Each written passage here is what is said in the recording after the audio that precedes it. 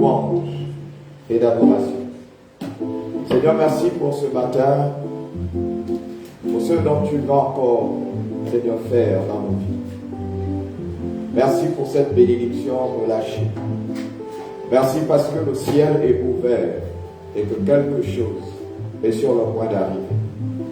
Nous mettons hors de ta nuire les raisonnements, la chair. Nous proclamons, Seigneur, ta gloire et que toute pensée soit amenée captive à ton obéissance. Nous prions que ta parole vienne guérir, vienne restaurer, vienne transformer, vienne changer les paradigmes au nom de Jésus. Et que nous puissions, Seigneur, chacun de nous, identifier ce qu'il est, ce pourquoi il a été appelé sur la terre, afin que nous puissions être véritablement des lumières et que nous éclairons. Nous croyons au nom de Jésus que les ténèbres ne continueront pas à régner au milieu de nous. La Bible déclare que la lumière soit et la lumière fut. Il est écrit que les ténèbres ont dissipé à cause de l'apparition de la lumière. Je t'en supplie, Seigneur, fais de nous des lumières, fais de nous des sources de gloire et que nous puissions luire davantage. Bénis ces moments, bénis cette parole. Au nom puissant de Jésus, nous avons prié et nous donnons 3 bons amen.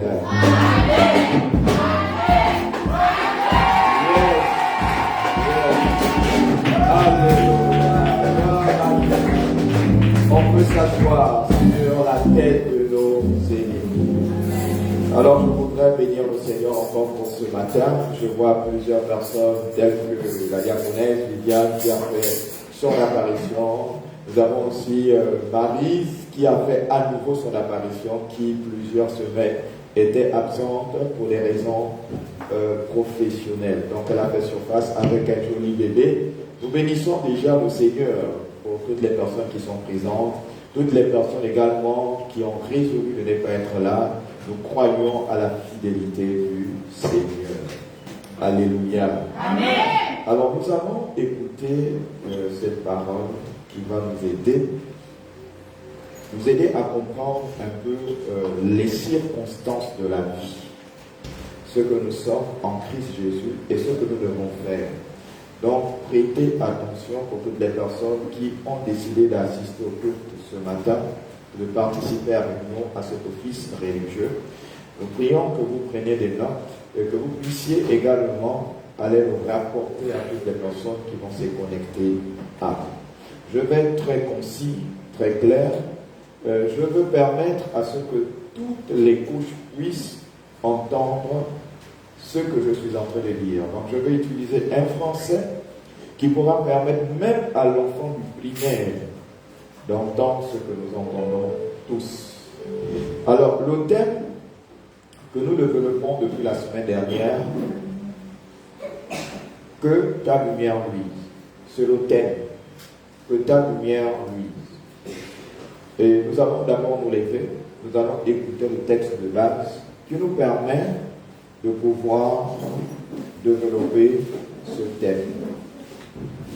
Alors, Éphésiens chapitre 5, le verset 13 et le verset 16. Donc, 3 bons versets.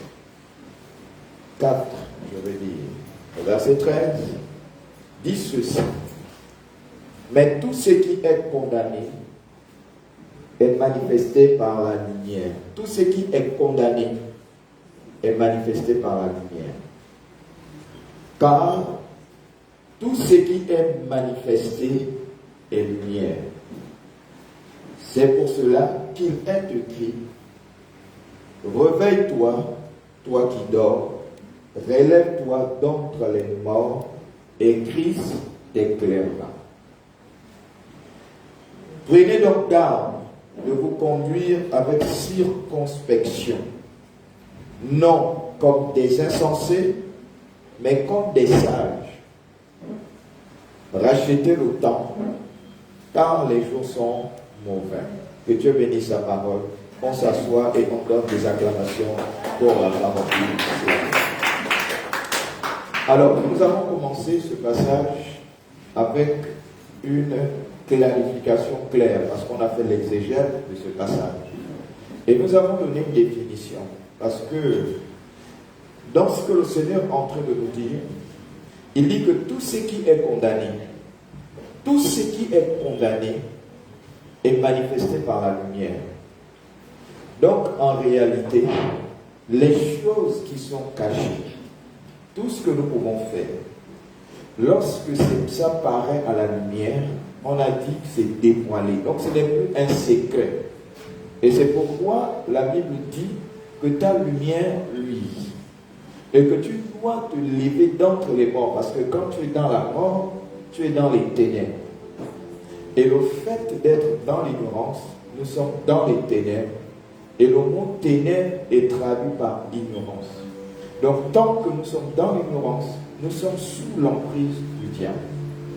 Et c'est l'une des raisons que le Seigneur avait dit, vous connaîtrez la vérité, et la vérité vous affranchira. Vous savez, j'aime expliquer à tous ces enfants qui me regardent, tous ces papas qui me regardent et ces mamans, pour leur expliquer qu'en réalité, ce n'est pas la vérité qui libère. Il faudrait que vous compreniez ça.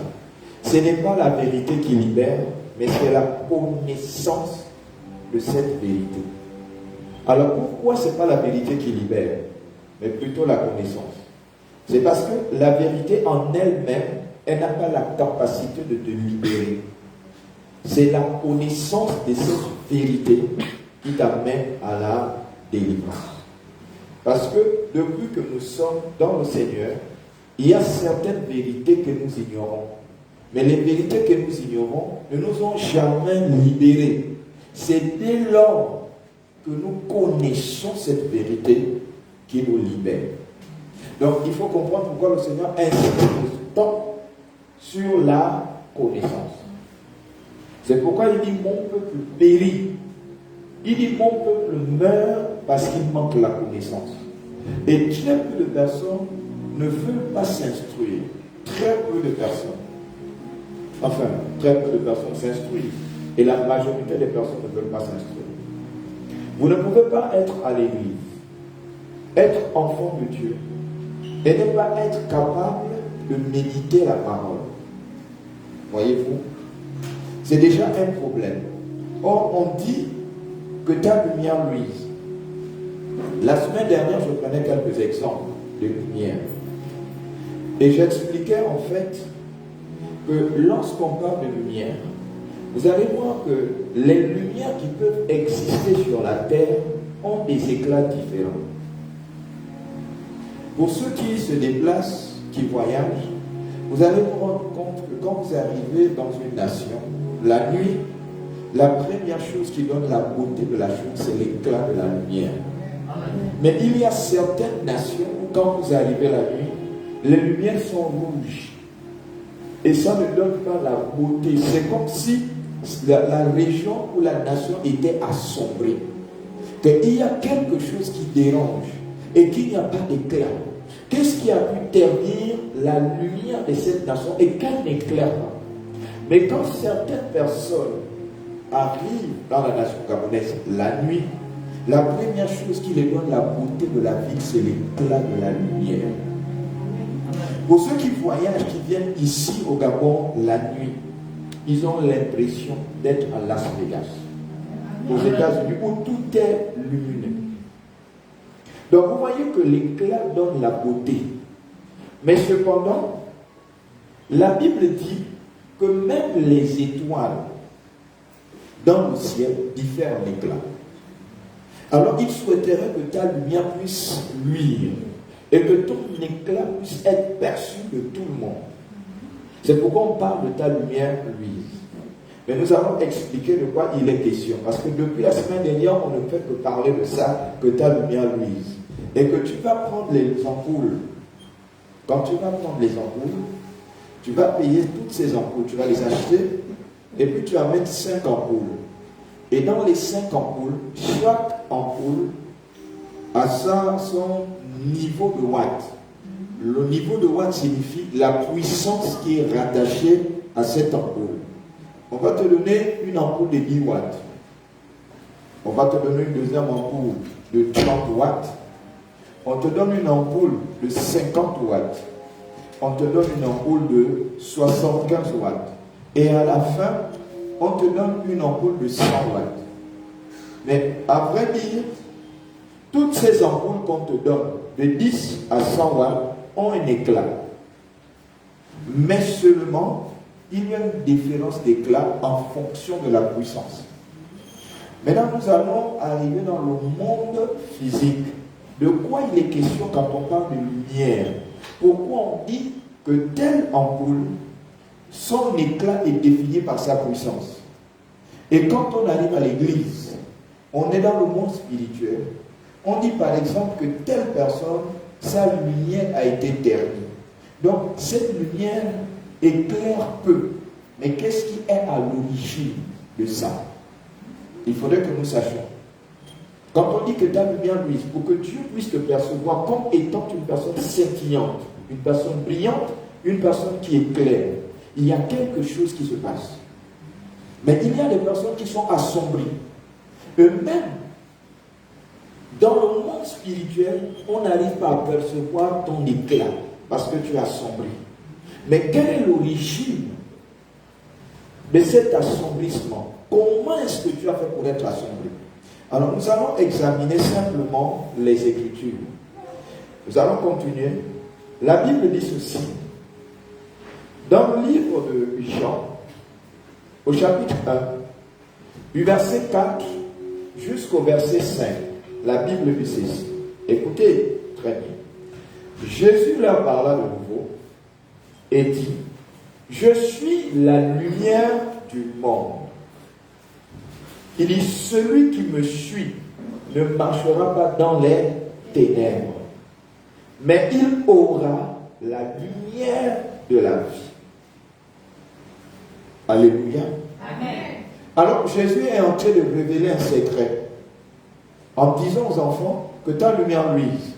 Mais en réalité, pour que ta lumière puisse luire, moi je suis la lumière du monde. Pour que tu aies un éclat dans cette vie présente et dans la vie future, il faut accepter que je vienne faire ma vie en toi. C'est-à-dire, la vie dont il parle, c'est la lumière. Il dit, je vais t'éclairer. Je vais t'amener à avoir des bonnes dispositions. Je vais t'amener à avoir un comportement différent. Je vais t'amener à marcher dans la sainteté. Et je vais t'amener à marcher dans la pureté. C'est en cela que maintenant, l'éclat qui est en toi assombri va à nouveau éclairer et briller. Et dans le monde spirituel, je pourrais voir ta lumière briller. Et comme dans le monde spirituel, cette lumière brille, alors dans le monde physique, il y aura un impact. Donc voilà ce à quoi Dieu appelle les enfants de Dieu à être des lumières. Et cette lumière qui doit avoir un éclat, c'est la manifestation des bonnes œuvres qui vont définir l'éclat de ta lumière. Alléluia. Amen. Alléluia. Amen. Jésus ne peut pas arriver en toi. Jésus ne peut pas venir dans ta vie. Il ne peut pas venir résider en toi et que tu ne puisses pas être une lumière. Que tu ne puisses pas éclairer, parce qu'il est la véritable lumière. Quand cette lumière est en nous, nous éclairons toutes les personnes qui viennent autour de nous. Nous manifestons les œuvres de la vie. Alléluia. Donc il faudrait que, bien aimé, en dépit de tout ce qu'on peut parler, ce qui fait la différence entre un païen et un chrétien, c'est la lumière, l'éclat qu'il dégage. C'est ce qui fait la différence. Vous savez que même en termes de raisonnement, ce qui fait la différence entre un païen et un chrétien, même dans son raisonnement, on sait que celui-là, c'est un chrétien. Mais peu de personnes, je vais parler d'une classe de personnes, peu de personnes sont identifiées même par leur parole, leur expression, qu'ils sont enfants de Dieu. Très peu de personnes. Vous savez comment on fait pour distinguer que tu es enfant de Dieu? Au-delà de la lumière qui va éclairer, donc des actes que tu vas poser, il y aura ton langage. Vous savez, permettez-moi de descendre. Il y a une histoire que l'on raconte dans la Bible.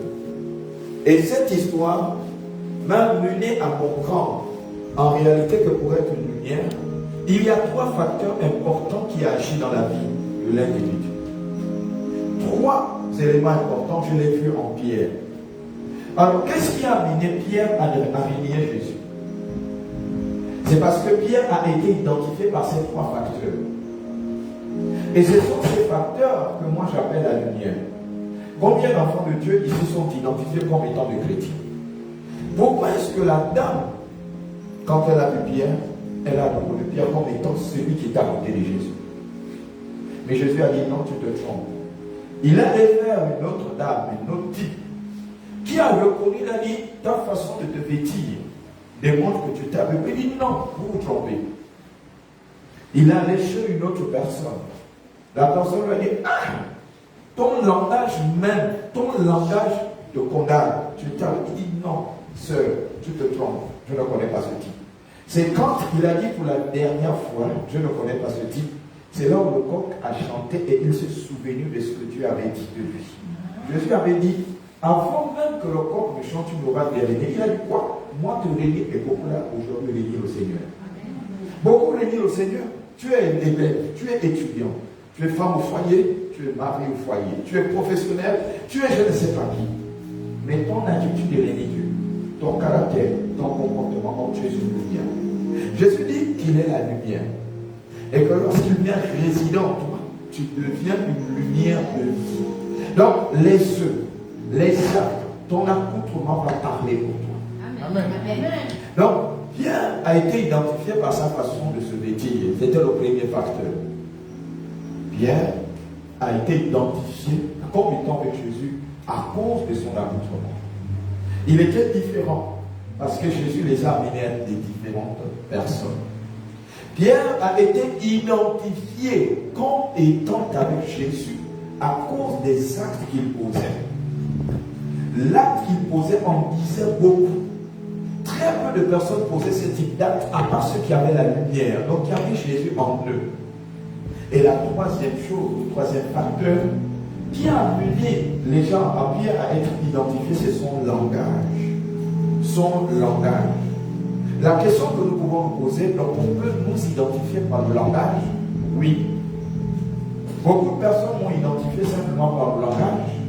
Beaucoup de personnes m'ont identifié comme étant, là cette fois-ci c'est comme étant pasteur, par le langage. Parce que je ne sais pas pourquoi ils ont tendance à m'identifier comme étant pasteur et non comme étant chrétien. Je ne sais pas ce qui se passe. Un jour, nous étions dans le taxi, ça remonte à une dizaine d'années. Pour vous dire qu'en fait, on est des lumières à plus d'une dizaine d'années. Et nous étions dans le bus. À l'époque, je prenais l'autobus pour aller Libreville, auto. Je prenais l'autobus. Mais même dans l'autobus, tu as une onction qui diffère de celle des autres. Dans le bus. Et au travers de cette onction, on peut t'identifier. Et puis, il y a quelqu'un qui était à côté de moi, une personne ici et une autre là. Et je ne sais pas ce qui s'est passé. On m'a amené à parler du Seigneur. Et quand j'ai commencé à parler du Seigneur, le type qui était là disait certainement tu es pasteur. Comment il fait pour l'identifier? À cause du niveau d'onction que je dégageais. Et puis la personne qui était de l'autre côté disait certainement il est pasteur. Et c'est comme ça que je suis arrivé à une situation de prier pour la personne dans le bus. Et ils m'ont posé la question, deux choses importantes. On appelle ça la différence d'onction. Ce que nous on appelle dans le phénomène d'électricité la DDP, donc la différence de potentiel. Et l'onction que moi je transporte en tant que clergé, l'onction qu'elle transporte en tant que membre du conseil, diaconesse, et l'onction qu'elle transporte en tant que responsable, et l'onction que lui transporte en tant que fidèle servant. Il y a une différence d'onction. Lui qui est simple fidèle, membre de l'église, il vient, il écoute, il parle. Il peut prier pour les malades. Il a une onction. Et l'onction avec laquelle il agit, C'est une onction que tout le monde connaît, l'onction du croyant. Parce que c'est un croyant. Il est une lumière, il croit, c'est l'onction du croyant. Maintenant, l'autre responsable des jeunes, par exemple, d'un comité qui n'est pas membre du conseil, a aussi une onction qui fait la différence. Et ceux-là, on les appelle déjà des membres communion. Parce qu'ils communient maintenant avec le Seigneur Jésus-Christ. Là, eux aussi, ils ont une onction. Maintenant, quand vous arrivez aux membres du conseil, eux qui sont les dépositaires, ce sont tous les gardiens, ce sont eux qui gèrent en réalité l'église. Les membres du conseil. Ce sont eux qui font tout le service qu'il y a dans l'église. Donc, ils ont une onction et ils contrôlent le groupe. Et son onction est différente de l'onction du membre de communion. C'est ce qui fait la différence. Maintenant, il y a aussi la dernière onction, c'est celle du clergé. Le clergé gouverne tout le monde. Les membres du conseil gouvernent le service dans l'église, mais le clergé gouverne l'ensemble de la communauté. Donc, en réalité, sa couverture d'onction impacte toute la salle. Et c'est ce qui fait la différence d'onction. Et c'est ce que moi j'appelle l'éclat variant des membres de l'église. Chacun de nous a sa lumière, à son niveau. Vous ne pouvez pas vous comparer au clergé en disant j'ai une onction. Non, vous êtes sous la couverture du clergé. La lumière que vous allez dégager ne sera pas celle égale à celle que le clergé ou le leader ou peut-être l'évêque ou l'archevêque a. Les onctions sont différentes. Vous allez vous rendre compte, permettez-moi, je parle de la lumière et de l'éclat. Vous allez comprendre quand Jésus dit que lui, il est la lumière du monde. Donc quand il arrive, dès il réside dans ta vie, tu as un éclat différent des autres. Parce que la lumière qui éclaire les nations est en toi. Donc en réalité, les actes que tu vas poser, ce seront des actes de lumière. Ce seront des actes qui vont faire la différence entre le païen qui ne connaît pas Jésus et le chrétien qui connaît Jésus. L'éclat que tu vas dégager, les actes que tu vas poser doivent influencer positivement toutes les personnes qui sont autour de toi. Alléluia. Amen. J'espère que je me fais comprendre. J'ai pris l'exemple de 5 lumières ayant des puissances différentes. Nous voyons que leurs éclats sont différents. La lumière de 10 watts ne sera pas capable d'éclairer comme la lumière de 30 watts. La lumière de 50 watts ne sera pas capable d'éclairer comme celle de 30 watts parce que son intensité monte et son éclat est maintenant différent. Nous allons prendre l'ampoule de 75 watts. Quand vous mettez, vous avez l'impression qu'il fait chaud. Après, vous mettez l'ampoule de 75 watts de côté, vous prenez une ampoule de 100 watts. Son éclairage, ce sera l'éclairage du jour. Vous allez là au niveau du Carrefour Coco-Beach. Si vous mettez là à minuit, vous ne saurez pas qu'il est minuit à cause de l'éclat de ce projecteur. C'est un éclat chaud. Donc, vous voyez que les gens mettent cette lumière la nuit pour éclairer les terrains, pour empêcher les sorciers qui aiment les ténèbres d'arriver parce que la lumière chasse les ténèbres. Et certaines personnes ont tendance, vous voyez, il faut vous inquiéter quand quelqu'un ne met pas la lumière à l'extérieur. Il faut vous inquiéter. Il faut vous inquiéter. Parce que la lumière vient brouiller les ombres de toutes les personnes qui sortent.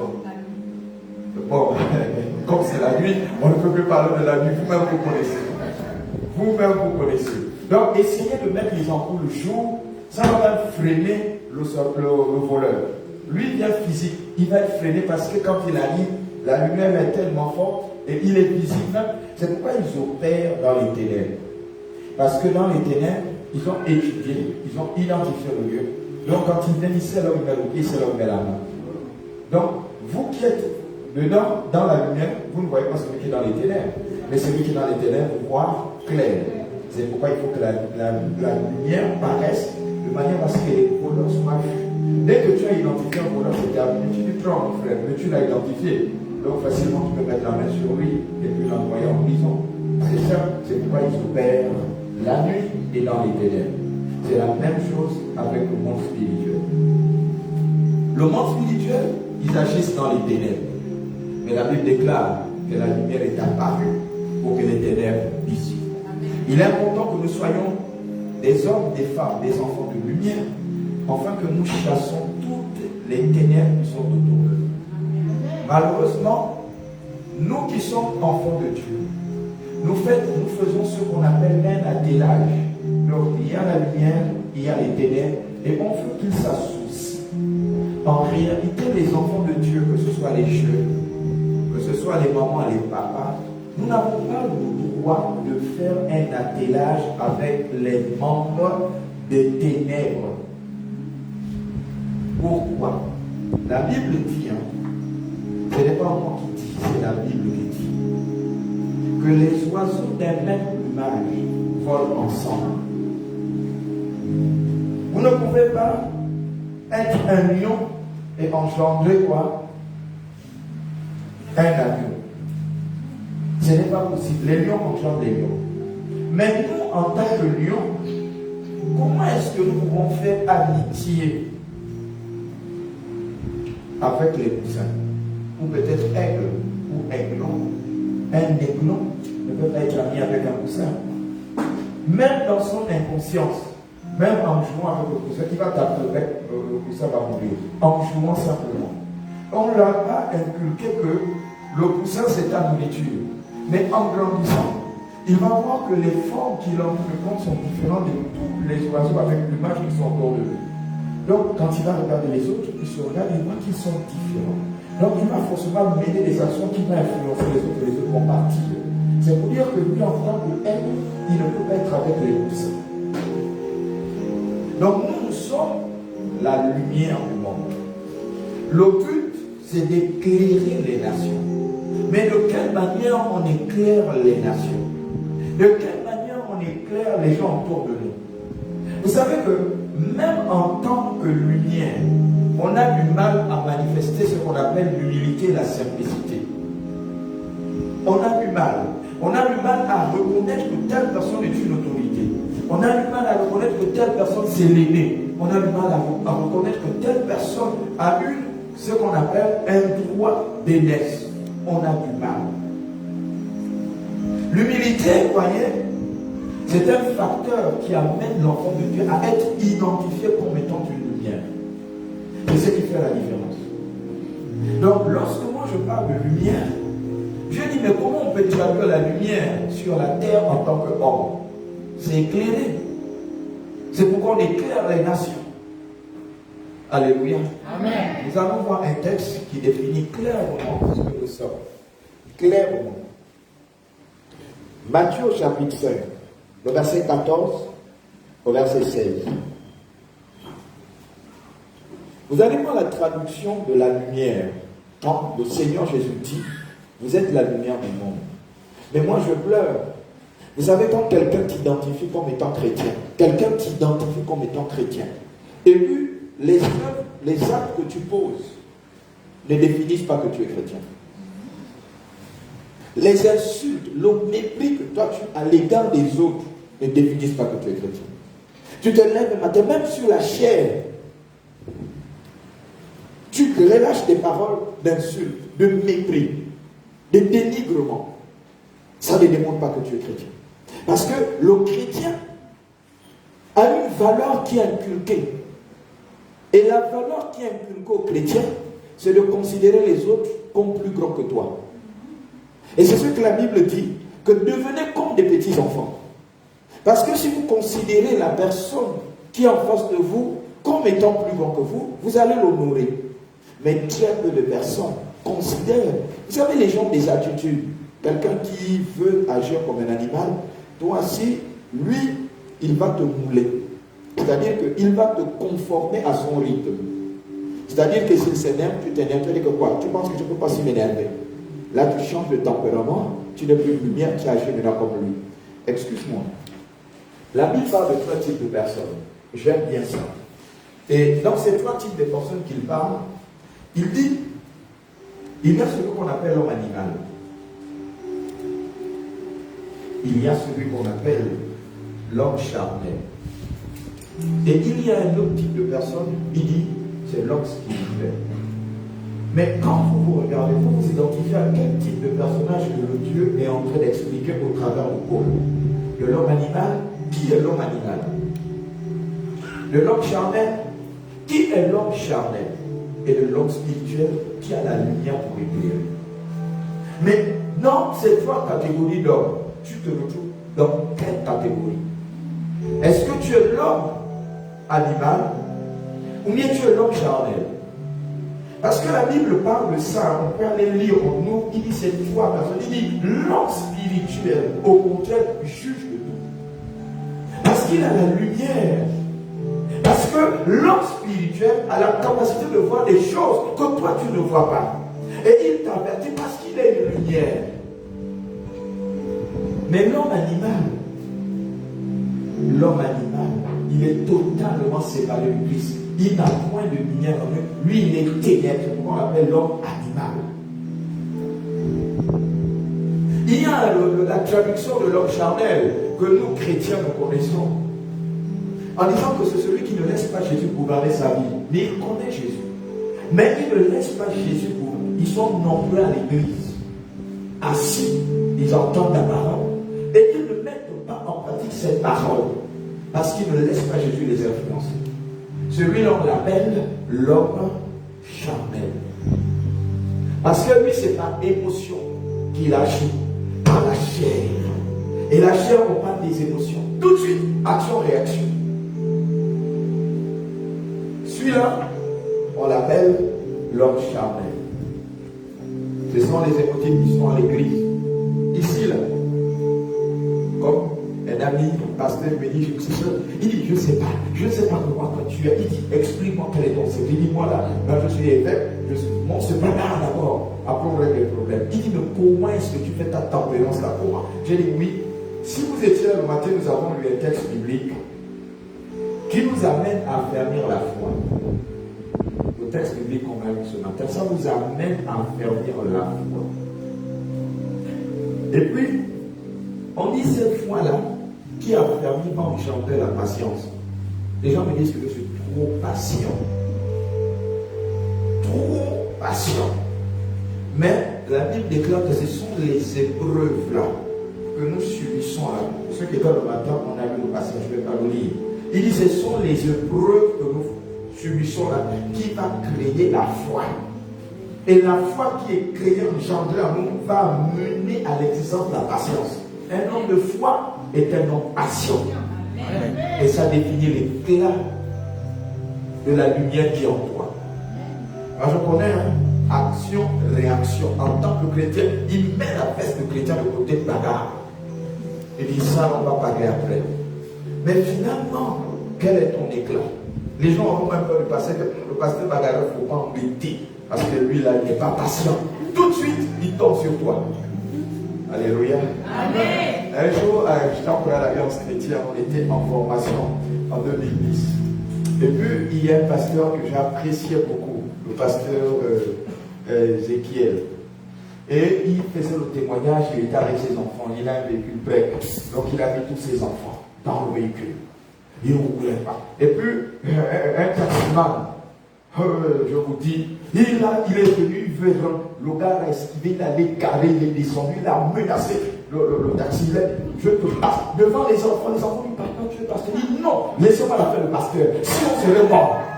Et il dit aux enfants, laissez-moi la faire le pasteur, si on serait mort. Si je n'avais pas évité, le véhicule nous rentrait. Et puis toute ma famille, on sera mort. Ils disent le témoignage comme ça. Nous avons rigolé, puis dit, mais dans la rue, quand vous roulez, vous êtes tenté d'insulter les chauffards. Vous roulez, il passe devant toi, boum, il ne fait rien, pas de suite. Mais tu t'as dit, couillon! Chrétien, on est sur le pasteur. Alléluia, c'est le pasteur. Tu commences à crier, couillon! Oh, mais ça c'est pas le pasteur qui est dit. Il dit oui, et ma vie. Qu'est-ce que vous dites de ma vie? Oh, le pasteur vient insulter quelqu'un. Après, il dit, c'est même pardonne-moi. Les chrétiens, il dit pardonne-moi Seigneur, pardonne-moi. Il va dans la chambre et dit pardonne-moi parce que j'ai insulté. Mais ceux qui conduisent chrétiens, c'est pas facile. Libreville. Oh, Libreville. Vous pouvez descendre box. Vous vous bagarrez. Et c'est compliqué. Et même quand ils ont tort, quand ils se lèvent, ils menacent encore de mon frère, tu as tort, tu as un problème aussi. Alléluia. Donc c'est important de comprendre. Les Japonais savent de quoi je parle. Ils ont les voitures.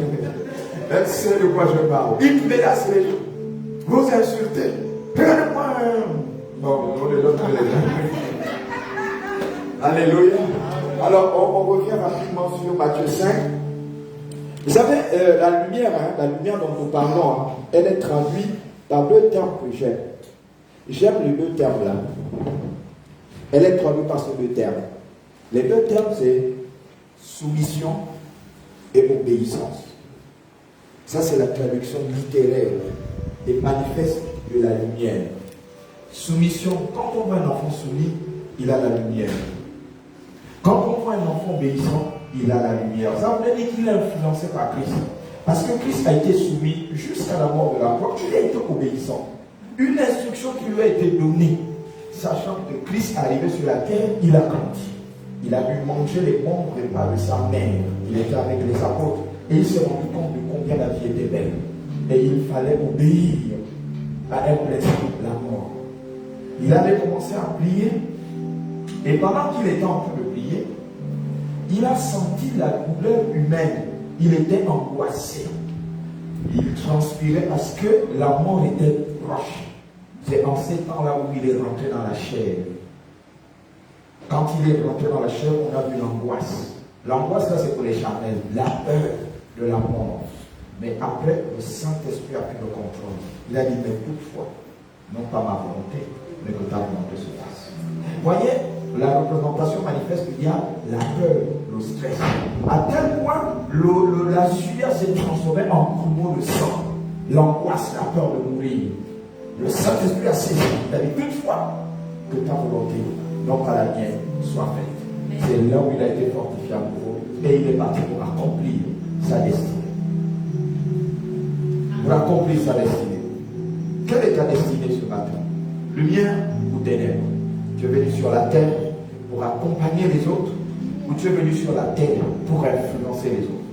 Toutes les lumières influencent, impactent les plaques des autres. Lisons rapidement pour que je ne... Normalement, je devais finir ça aujourd'hui. Ok.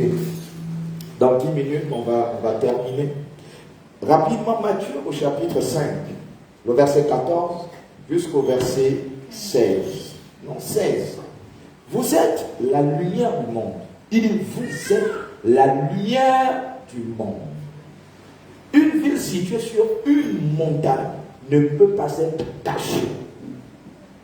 Pourquoi il dit, le mot montagne là, le mot que vous entendez montagne, à chaque fois je vous explique ça, parce que vous êtes des enfants spirituels. Le mot montagne est un secret spirituel. Les enfants de l'église qui entendent parler de montagne et de désert, ce sont deux terminologies spirituelles qui sont très révélateurs. Donc quand il parle de montagne, il parle de l'élévation. Quand vous êtes au sommet, vous voyez tous ceux qui sont en bas. Ceux qui sont en bas auront du mal à vous voir, mais vous les voyez mieux, c'est ce qu'on appelle l'élévation. Et le but recherché pour un enfant de Dieu, c'est qu'il soit au sommet, à la cime du sommet, afin d'influencer, d'impacter tous ceux qui sont en dessous. C'est ça le but, et c'est pourquoi il parle de lumière. Et la lumière, on ne la met pas en dessous. On dit ceci.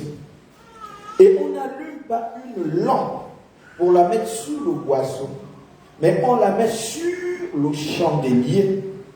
Pourquoi on doit la mettre sur le chandelier? Pourquoi doit-on la mettre sur le chandelier? Voilà pour éclairer.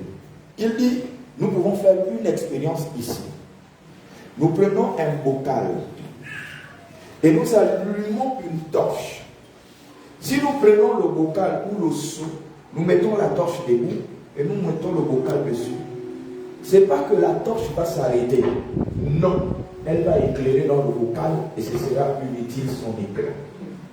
Maintenant, si nous faisons l'inverse, on prend le bocal ou le seau, on met ici, on prend la torche ou le projecteur, on met. Il n'aura pas changé d'éclat. Ce sera le même éclat, mais sauf que la zone géographique lui permettra d'éclairer les ténèbres. Mais si on change, c'est ce que Jésus-Christ est en train de dire, que s'il n'est pas en toi, toi qui es une lumière, c'est pas que ton éclat n'existera plus, mais ton éclat sera assombri par le bocal qui couvre cet éclat. Maintenant, pour que tu brilles à nouveau, il faudrait que ce bocal soit enlevé et qu'on te mette au-dessus du bocal pour que tu éclaires tous ceux qui sont autour. C'est ce que le Seigneur est en train de traduire par nos vies, en disant que nous sommes la lumière du monde. On ne doit pas nous prendre et nous cacher. Non, on doit être vu et éclairer toutes les personnes qui sont autour pour qu'elles soient dans la lumière. Alléluia. Amen. Vous savez, ce type d'enseignement, les gens n'aiment pas ça. C'est vrai, on peut prier sur la puissance, sur l'onction. Les gens seront contents parce qu'ils attendent à ce qu'ils guérissent. Ils attendent à ce qu'il y ait un miracle du ciel et qu'il ait beaucoup d'argent. Parce que tout le monde aspire à l'argent, à la stabilité. Tout le monde aspire à l'argent, à la stabilité. Je discutais avec quelqu'un. Je lui disais, tu vas me dire ce qui est mieux. Tu vas me dire ce qui est mieux. Je les ai fait asseoir. Et je lui ai dit, dites-moi ce qui est mieux. Et vous aussi, vous allez convenir que c'est ça là qui est mieux. Nous sommes tous professionnels. Nous tous. Et parmi nous tous, chacun a sa compétence et son domaine de compétence, où il évolue. Mais cependant, nous tous qui sommes là, on fait une chaîne de travail. Mais chaque fin du mois, on ne va jamais récupérer le salaire ensemble. Chacun va récupérer son salaire. C'est comme ça. Et on dit qu'on fait un travail à la chaîne. Mais il y a ce qu'on appelle le maillon faible de la chaîne. Et ce maillon faible de la chaîne, c'est celui qui fait en sorte que le travail n'avance pas. Et toutes les fins du mois, il a la banque. Lui, il fait quoi? Il s'intéresse au salaire. Lui, il ne veut pas le travail. C'est ce que ça traduit. Alors, une autre chose que je leur ai dit pendant que j'expliquais ça. J'ai dit aujourd'hui, tout le monde qui sont là ne veut pas travailler, mais ils veulent l'argent. Alléluia. Amen. Tout le monde veut l'argent, mais peu veulent travailler. D'accord? Et ceux qui veulent l'argent ne veulent pas fournir d'efforts, mais en recevant l'argent. Moi, je voudrais vous poser la question. Vous ne travaillez pas, et chaque fin du mois, vous avez de l'argent. Est-ce que vous êtes béni? Non. Attends, mais vous vous dites non là, sur quelle base? Vous avez un fondement pour dire non. Donc, quand vous avez l'argent, vous n'êtes pas béni. Donc, avec l'argent, vous ne pouvez pas manger. Vous ne pouvez pas. Quand on te donne de l'argent, il y en a qui ne travaillent pas les maris dans l'argent. Est-ce que vous fournissez des efforts? Hein? Bon, ok, on attend un enseignement, on va discuter de ça. Ici, c'est la prédication.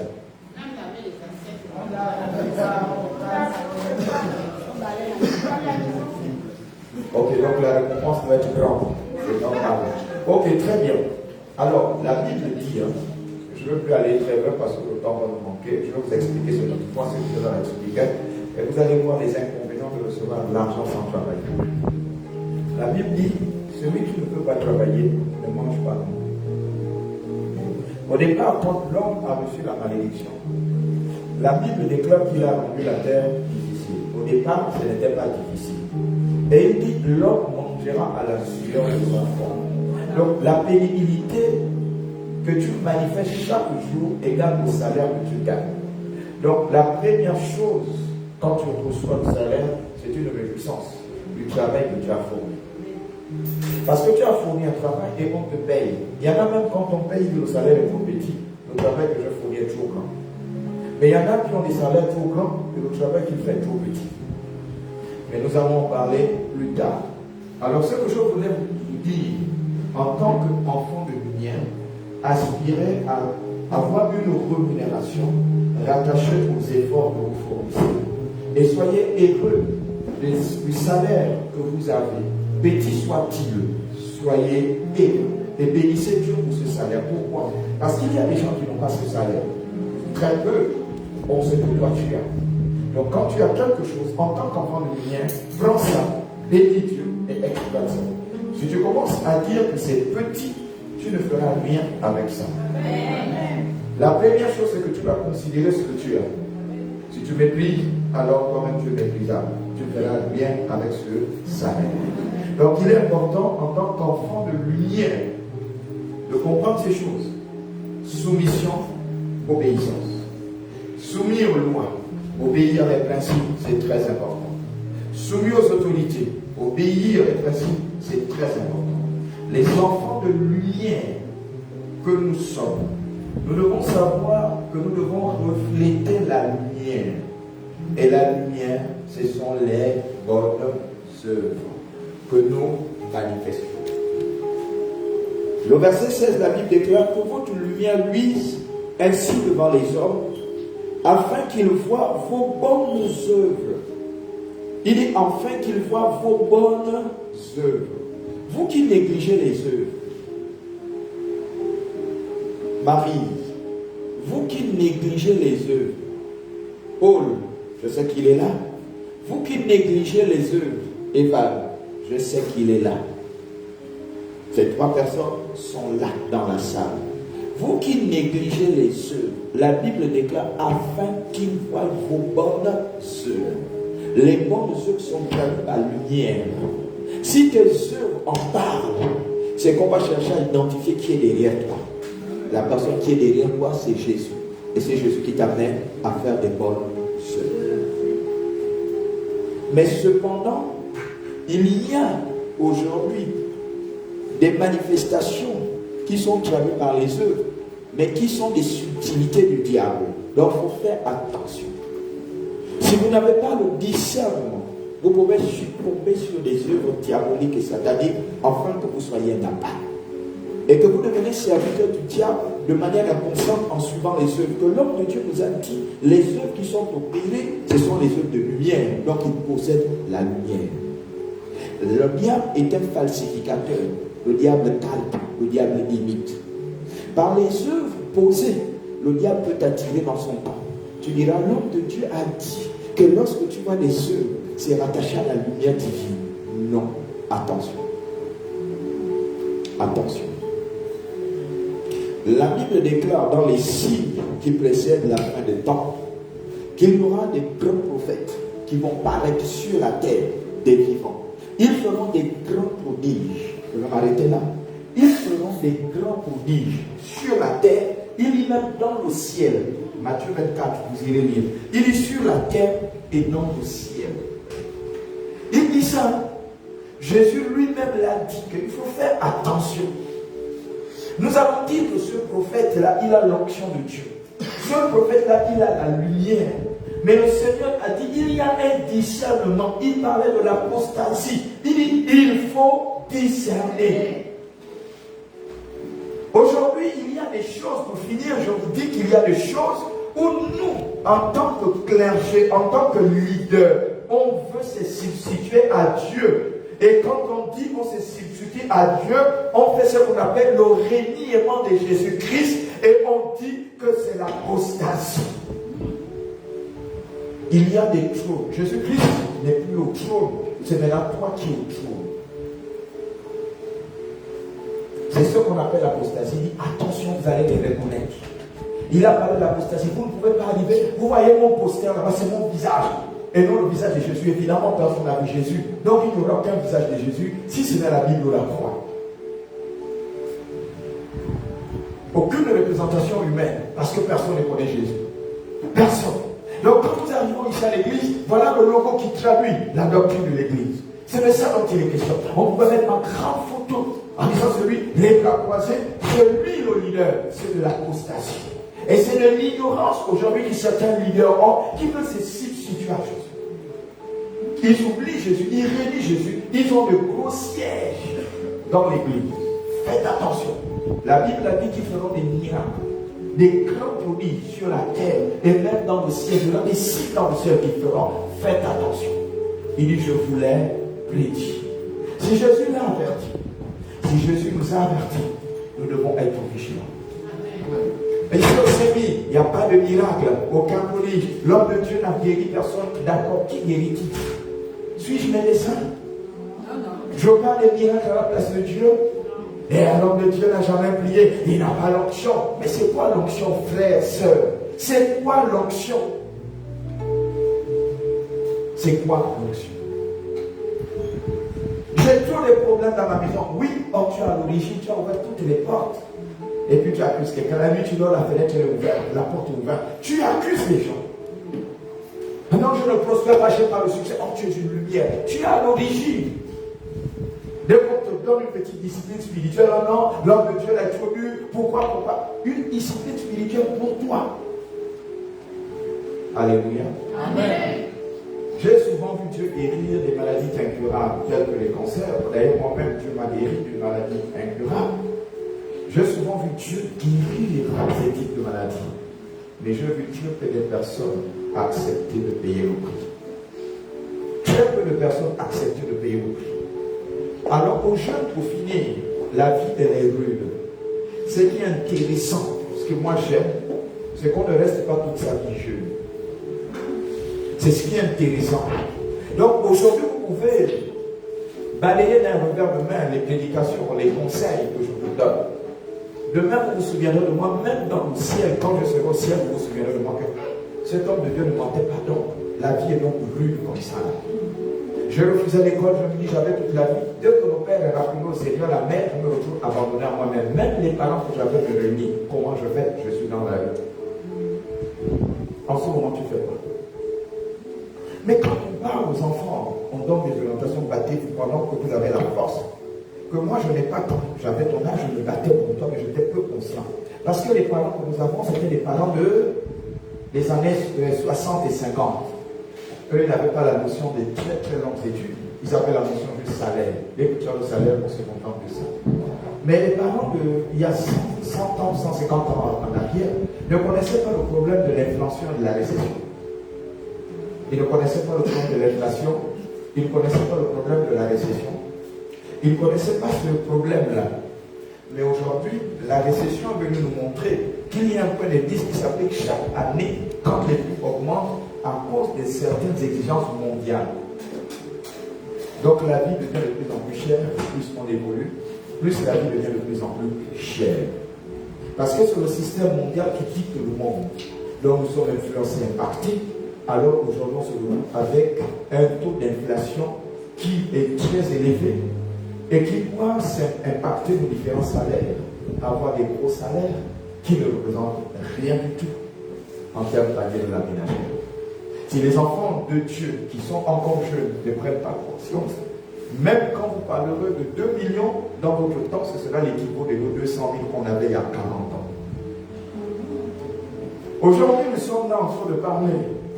Ceux qui ont 50 ans en moins et peut-être plus, savent que quand ils avaient 5 ans, quand ils avaient 100 francs, ils faisaient beaucoup de choses avec 100 francs. Mais aujourd'hui,